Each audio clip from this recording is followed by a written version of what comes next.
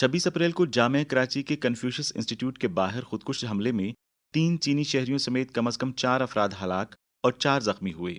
کالعدم Balochistan liberation army نے حملے کی ذمہ داری قبول کی۔ واقعے کے بعد وزیر اعظم شہباز شریف اسی دوپہر پاکستان میں چینی سفارت خانے گئے اور چینی متاثرین سے تعزیت کی۔ صحافیوں کے ساتھ ایک انٹرویو میں انہوں نے اس حملے کی شدید مذمت کی۔ دہشت گردانہ حملے میں قیمتی جانیں گنوانے والے چینی دوستوں کے لیے گہرے دکھ کا اظہار کیا اور متاثرین کے اہل خانہ، چینی حکومت اور چینی عوام سے دلی تعزیت کا اظہار کیا۔ چینی وزارت خارجہ نے کہا کہ چینیوں کا خون رائے گاہ نہیں جا سکتا، واقعے کے پس پردہ لوگ ضرور اس کی قیمت ادا کریں گے۔ وزیر اعظم شہباز شریف نے کہا ہے کہ وہ امریکہ سمیت پاکستان کے تمام اتحادیوں اور دوستوں کے ساتھ تعلقات کو ٹھیک کرنے کی کوششیں کر رہے ہیں، جو گزشتہ حکومت کی غلط خارجہ پالیسی کی وجہ سے اسلام آباد سے الگ ہو گئے تھے۔ جناب شہباز شریف نے کہا کہ سعودی عرب کے دورے کے فوراً بعد وہ ایک میٹنگ کی صدارت کریں گے تاکہ ملک میں موجود چینیوں کے ساتھ ساتھ دیگر غیر ملکی شہریوں کو تحفظ فراہم کرنے کی حکمت عملی وضع کی جا سکے۔ 28 سے 30 اپریل تک پاکستانی وزیر اعظم شہباز شریف نے سعودی عرب کا دورہ کیا، جو اقتدار سنبھالنے کے بعد ان کا پہلا سفارتی دورہ تھا۔ شہباز شریف وزیر اعظم بننے کے بعد پاکستان اور سعودی عرب کے درمیان تعلقات کو ٹھیک کرنے کی کوشش کر سکتے ہیں۔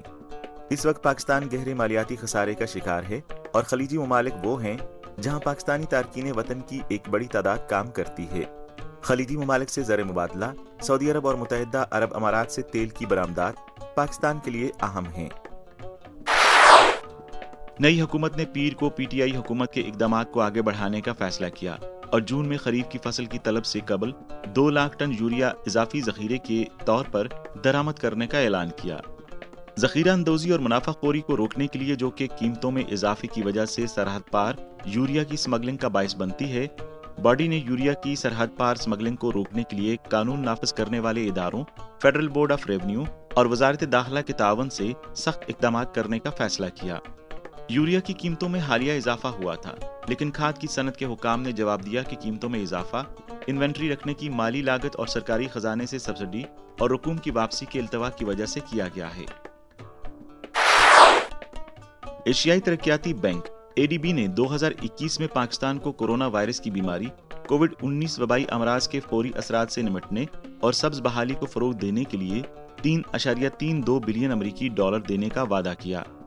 ایشیائی ترقیاتی بینک کے 2021 کے تمام وعدوں میں ایسے عناصر شامل ہیں جو خاص طور پر خواتین اور لڑکیوں کو فائدہ پہنچائیں گے۔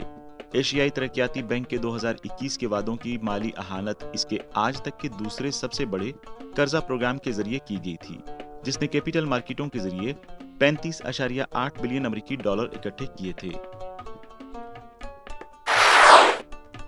بینک ڈپازٹس میں مارچ میں ماہانہ 2.9% اضافہ ہوا۔ کیا اس کی وجہ ملکی باشندوں کے پاس زیادہ پیسہ ہے؟ ضروری نہیں، بنیادی طور پر بیرون ملک مقیم پاکستانیوں نے پیسے بھجوائے ہیں۔ بدھ کو اسٹیٹ بینک کے جاری کردہ اعداد و شمار کے مطابق مارچ 2022 میں مقامی بینکوں کے ڈپازٹس میں سال بہ سال کی بنیاد پر 14% کا اضافہ ہوا۔ بری خبر یہ ہے کہ رواں مالی سال 2021-2022 کے پہلے 9 مہینوں میں پاکستان کا بجٹ خسارہ 2500 بلین روپے سے زیادہ بڑھ رہا ہے۔ دریں اثنا رواں مالی سال کے پہلے 9 مہینوں کے دوران صوبائی سرپلس تقریباً 600 بلین روپے رہا، جس میں صوبہ پنجاب کا حصہ تقریباً 2/3 ہے۔ پاکستان سے کھیلوں کے سامان کی برآمد میں گزشتہ سال 2020-2021 کی اسی سہمائی کی برآمدات کے مقابلے میں مالی سال 2021-2022 کی پہلی 3 سہمائیوں کے دوران 35% سے زیادہ کا اضافہ دیکھا گیا۔ کھیلوں کے سامان میں فٹ بال اور دستانے کی برآمدات میں بالترتیب 40% اور 16% اضافہ ہوا، جبکہ دیگر تمام کھیلوں کے سامان کی برآمدات میں 44% اضافہ ہوا۔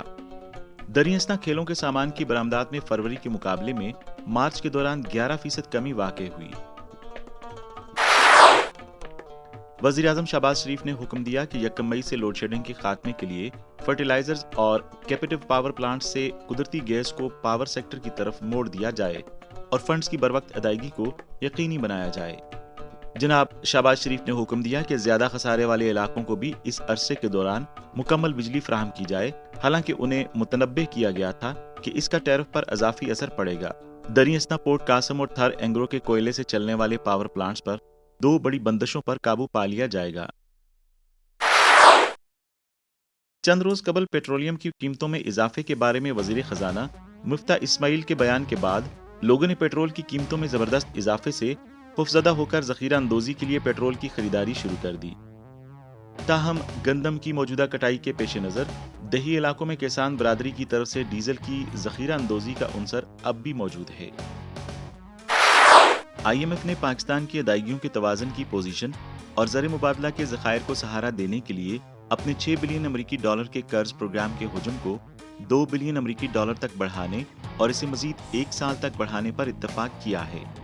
بین الاقوامی مالیاتی فنڈ اور نئی پاکستانی حکومت کے درمیان تعاون کی بنیاد ایندھن کی سبسڈی کو کم کرنے اور بزنس ٹیکس ایمنسٹی پروگرام کو ختم کرنے کی آئی ایم ایف کی تجویز ہے۔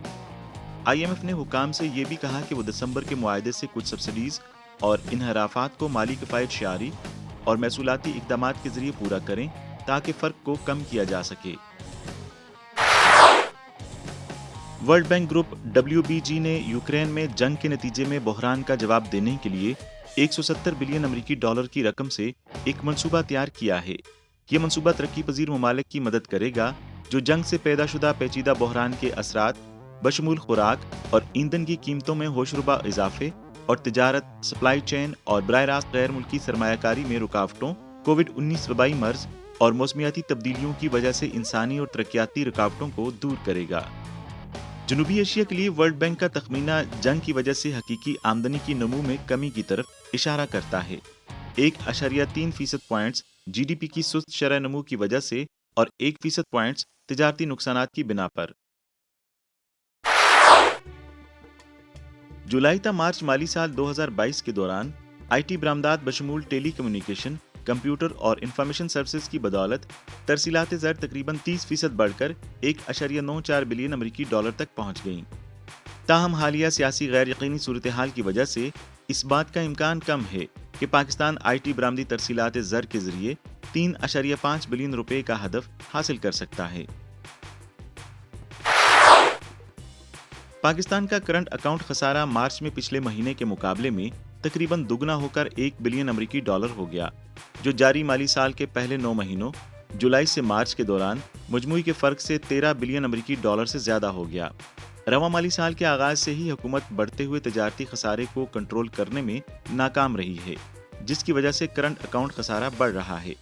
پچھلی حکومت نے درآمدات پر بالخصوص لگژری آئٹمز پر زیادہ ڈیوٹی لگا کر درآمدی بل کو کم کرنے کی کوشش کی، تاہم عالمی سطح پر تیل کی بڑھتی ہوئی قیمتوں کی وجہ سے ہدف کے حصول میں ناکام رہی۔